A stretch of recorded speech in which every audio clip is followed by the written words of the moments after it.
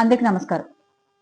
రాష్ట్ర ముఖ్యమంత్రి వర్యులు గౌరవనీయులు శ్రీ నారా చంద్రబాబు నాయుడు గారికి, అలాగే వారి కుమారుడైనటువంటి సకల శాఖ మంత్రివర్యులు శ్రీ నారా లోకేష్ గారికి వైఎస్ఆర్ కాంగ్రెస్ పార్టీ పైన, వైఎస్ఆర్ కాంగ్రెస్ పార్టీ నాయకుల పైన ఎంత అక్కసు ఉందో వారి అక్రమ అరెస్టుల పర్వం చూస్తే అందరికీ అర్థమవుతోంది.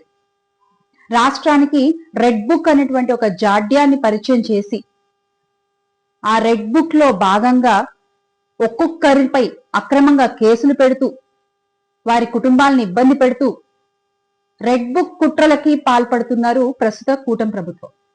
వైఎస్ఆర్ కాంగ్రెస్ పార్టీ పారదర్శకంగా అమలు చేసినటువంటి మద్యం విధానంపై ఈ రెడ్ బుక్ కుట్రలతోనే అక్రమంగా కేసులు నమోదు చేస్తున్నారు.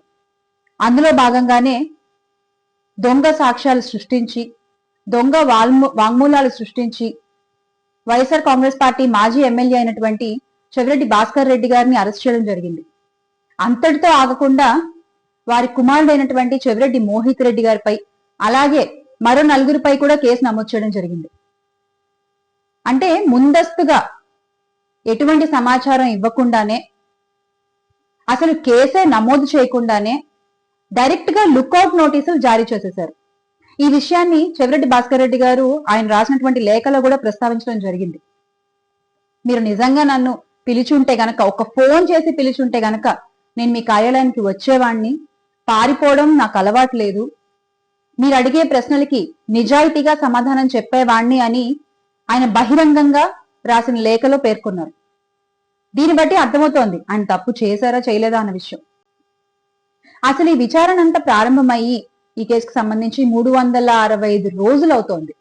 ఈ సంవత్సరం పాటు కాలంలో ఎప్పుడు ఎక్కడా తెరపైకి రాని చెవిరెడ్డి భాస్కర్ రెడ్డి గారి పేరు ఉన్నట్టుండి ఎలా బయటకు వచ్చింది?